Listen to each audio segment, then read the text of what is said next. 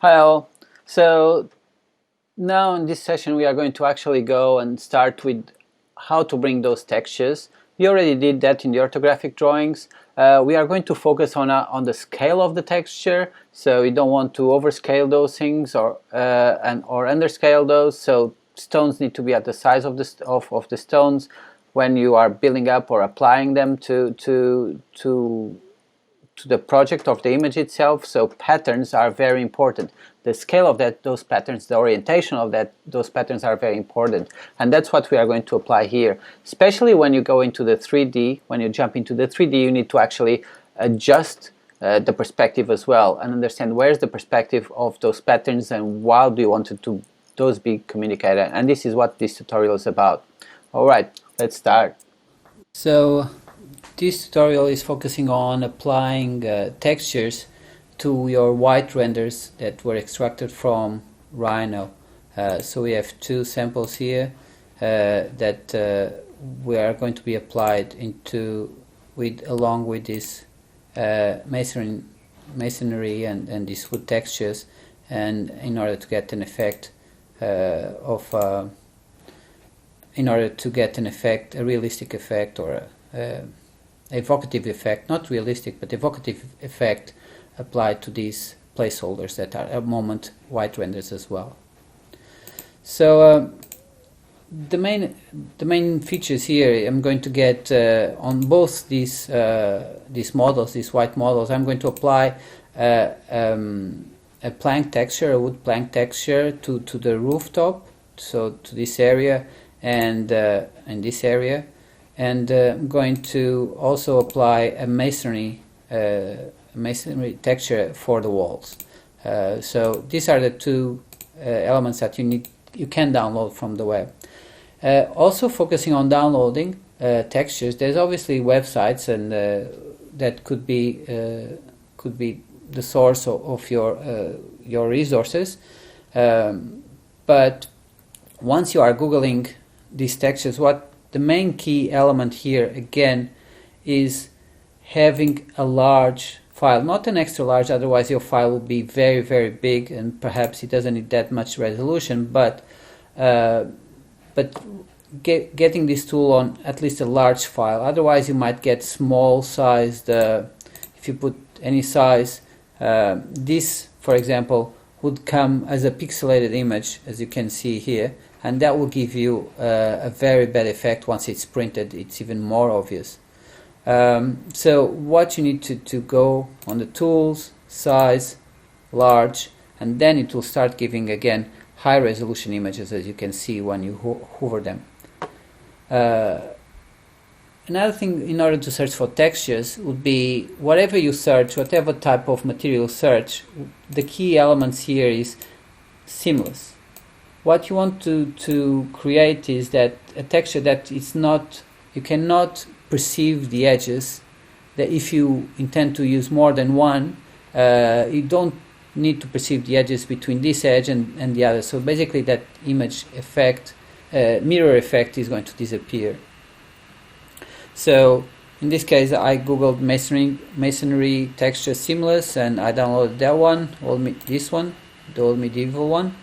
And you can look at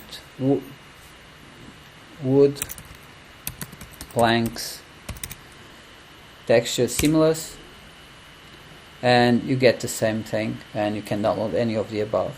So the tutorial already has a couple of them. Doesn't really matter, it's just for illustrative aspects. So once you have the texture in Photoshop, once you open it, it will come as these elements. Obviously you need to be careful with the scale and everything of the texture in order to see if it's actually perceivable or not, and that's what we'll see on that. Subsequently I'll apply those textures into these two models, and we'll start with this one because it's more perceivable, the shape. The other one is a bit darker and we'll need to treat it a bit. So you can also do this directly in the original file and start adding elements into this. It's perhaps easier, but in order for clarity, I'll choose to apply the textures here and then export these images into the background as the ready images. But it will be still Photoshop files.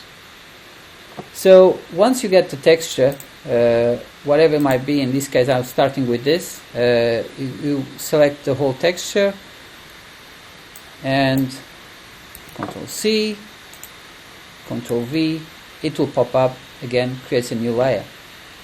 The next step again is to show the transforms. In this case you have a bit of perspectives, especially on this wall, and this wall is almost flat, but we still need a bit of distortion, and that's what we'll do here.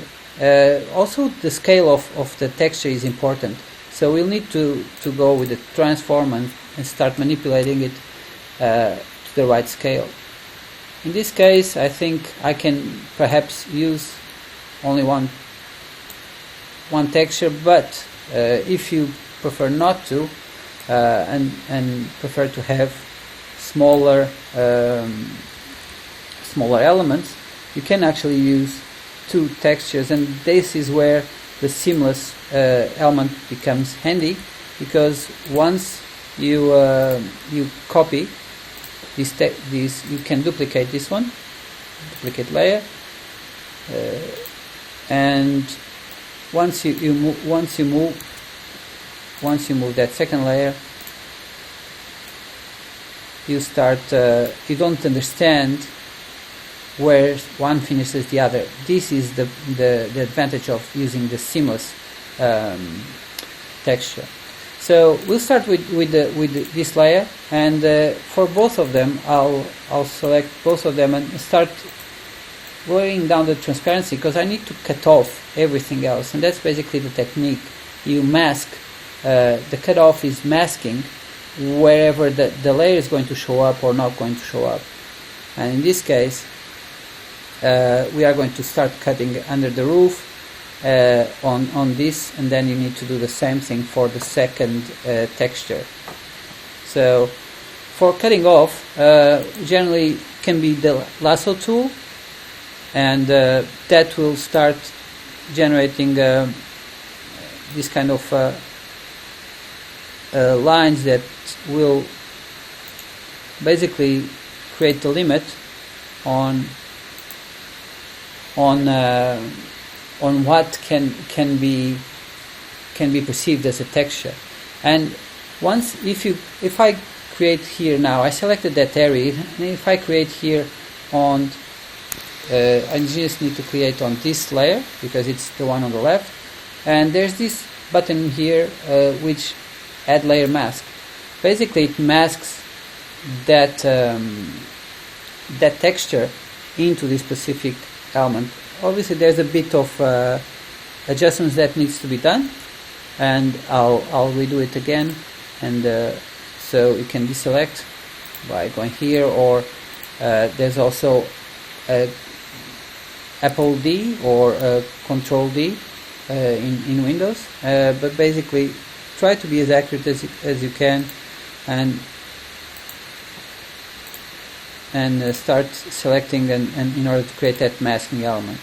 So in this case I'm going to cut off until here before those poles and create that first mask. So that wall is already kind of created, and if you want to have a higher opacity, it will add on to the volume. The good thing about having the shadows coming in from Rhino, it already gives you that volumetric shading effect where this shadow becomes overlaid over the texture. So you immediately have that kind of effect that needs to be done. It needs to be given a volumetric effect that needs to be given, shading that needs to be given to your model. You need to do the same thing. Once you create on that masking, immediately under that layer you have this masking layer, which you can always manipulate later on. I'm going to add on the second one, and going to the second layer here, and I'm going to displace it, move it, and try to align as much as I can in the fast mode as well, and again cut off what needs to be rendered and what doesn't need to be rendered. So I'm going to cut off on door because the door will be inside, so we don't need to have that to that element, and do exactly the same, create a mask into this one. So it starts to having the similar effect. So, and you also start adding the same kind of opacity. So it's important to have the similar opacity in both elements, otherwise one becomes more transparent than the other. I still need another layer, so I'll bring another masonry in.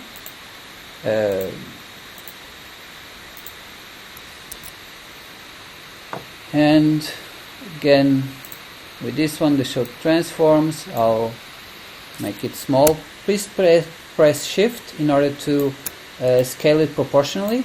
If you don't press Shift, you can deform it. If you press Shift, it grabs to that kind of a scale. And please try to also use the same scale that was used before. So everything that needs to be aligned in a way and kind of seamless. So that's what, in this case, I'll overlay this one. Again, I'll go opaque in order to see where I need to cut it off. And yeah, proceed with the same. Apply and start cutting the elements that need to be cut.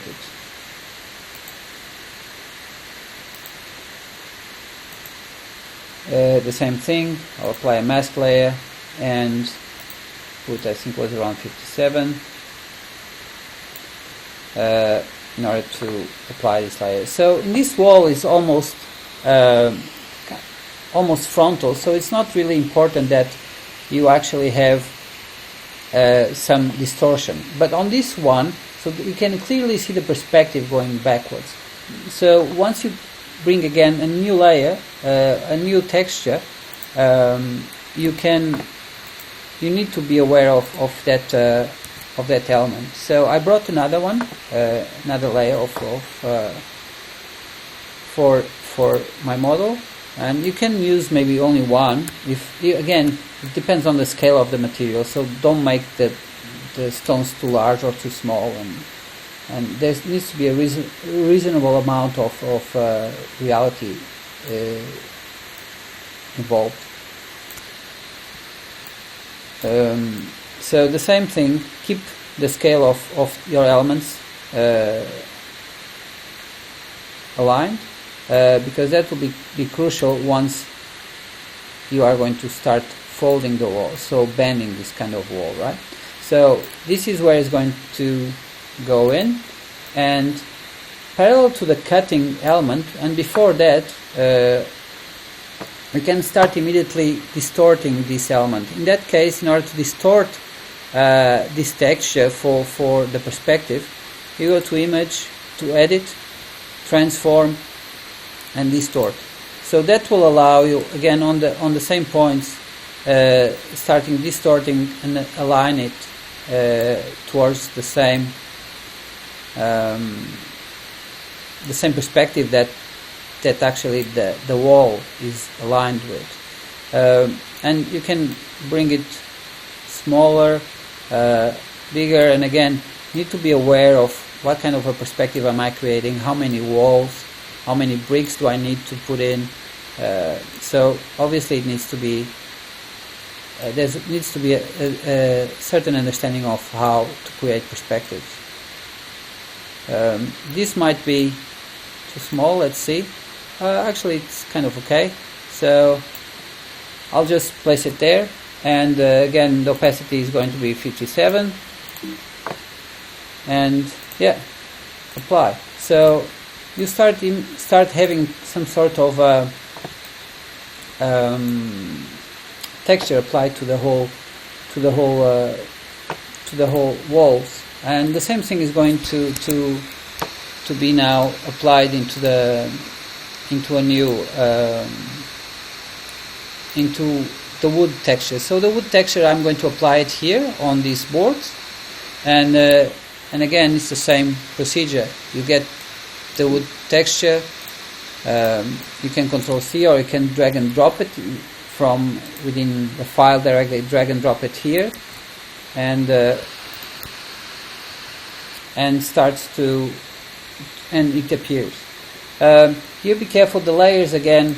What's on top is what you'll see on top. So again, be aware of that element. So don't start switching the layers. Otherwise, there'll be overlays that are unwanted. Again, I'm going to make it a small texture, and in this case, because I'm going to be very brief on this and apply this wood texture in a very crude manner, but just in order to exemplify. And again, the same thing, we place it there and go to Edit, Pre-Transform, Distort, and apply the same thing to these planks. And again, be aware that that plank is not part of this perspective, but this one might be. Snap into that.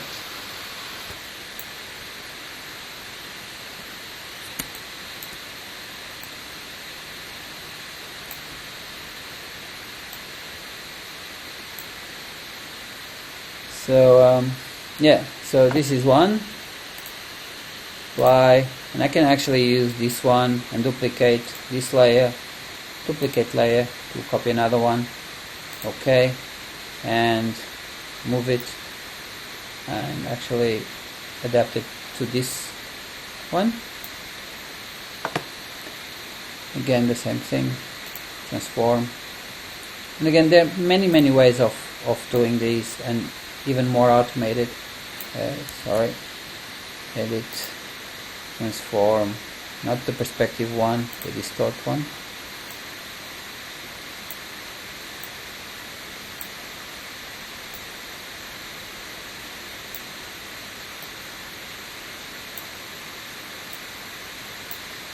So this is also done.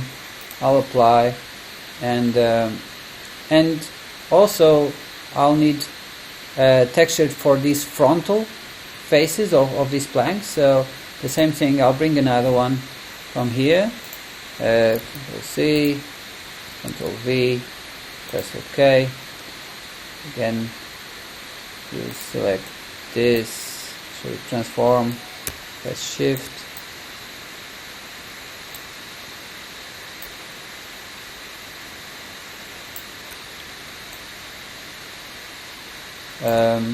And in this case,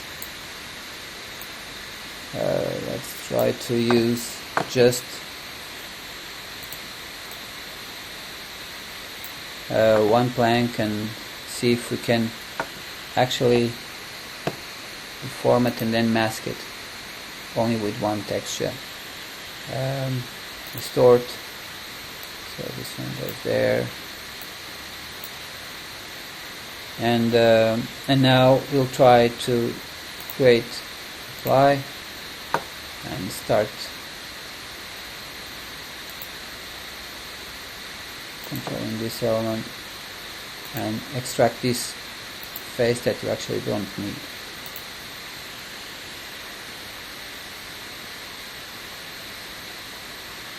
Select inverse, because now you would erase that middle part. You actually want to erase the other ones. So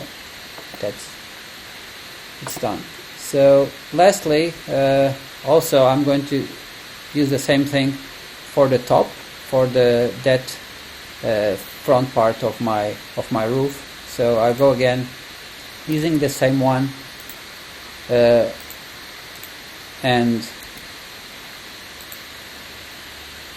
but because it's vertical, I'm going to actually rotate it and make it horizontal in order to apply it in an horizontal manner. So this is Shift, press Shift in order to get orthogonal one, again the same thing here.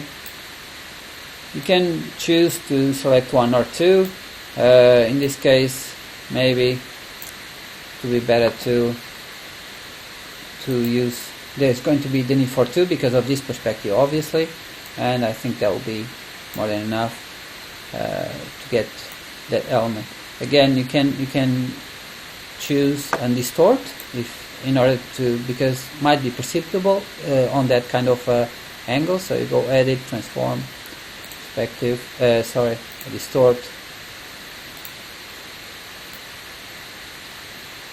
and again, don't cut off all the elements because then you start becoming small. So you actually need to see the planks.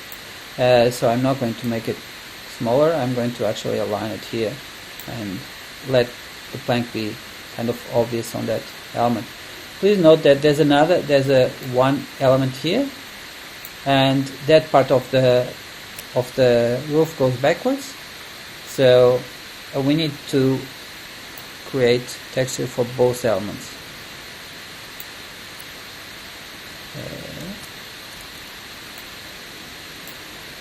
Yep. And now I'm doing the masking again for that part. Apply. So I'll start cutting off this element. I'll cut off also these areas where you can actually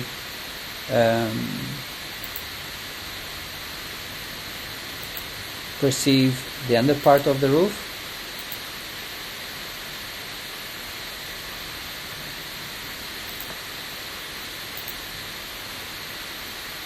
And then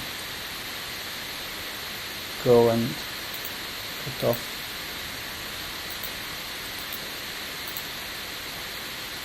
into this element. So again, select inverse and mask. Select inverse and mask.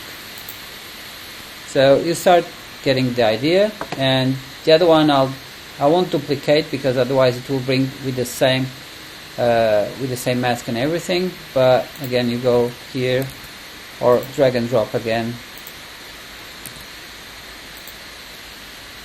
and manipulate this to the last element. So Shift, make it small, blur. And again, the plank needs to be the height of the roof,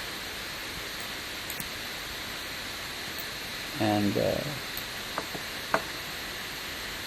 in order to give that more, let's say, realistic perspective, edit, transform, distort. You apply this one to that one, align it with this.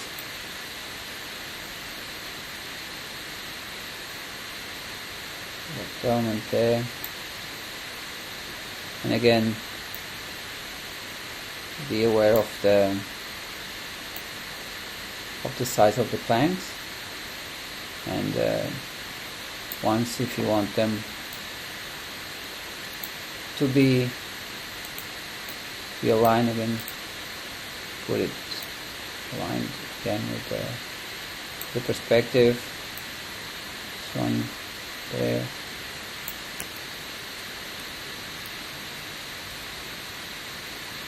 And be accurate with the elements that you are using with. Again, this is for just documentation purposes. So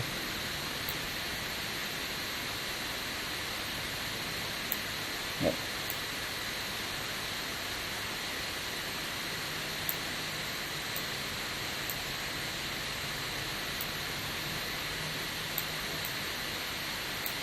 So the same thing then, again, you cut it off, and in this case I'm going to cut off here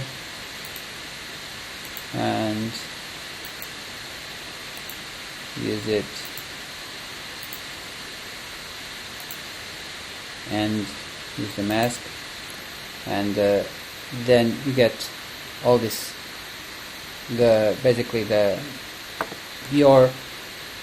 your model starts to have some sort of a texture. And again, it's not to be totally realistic, but they have this evocative nature, and again the shading starts to become quite obvious. You can also put things inside. In this case we are not going to spend time on it, and if you don't have time on it, maybe just put a door, and in order to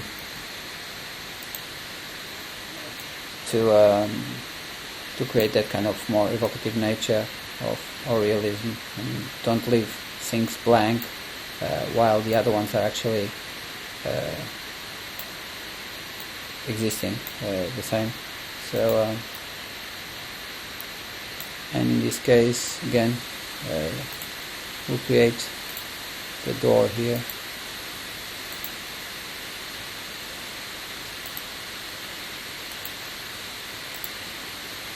And then we mask it. And, in this case, because there's a door, you don't actually want to see the background, so you can maybe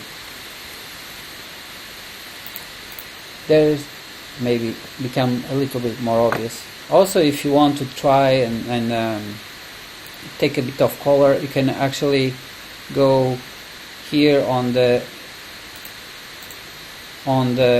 effects and so manipulating the color of this. Now the next step will be importing this into the background.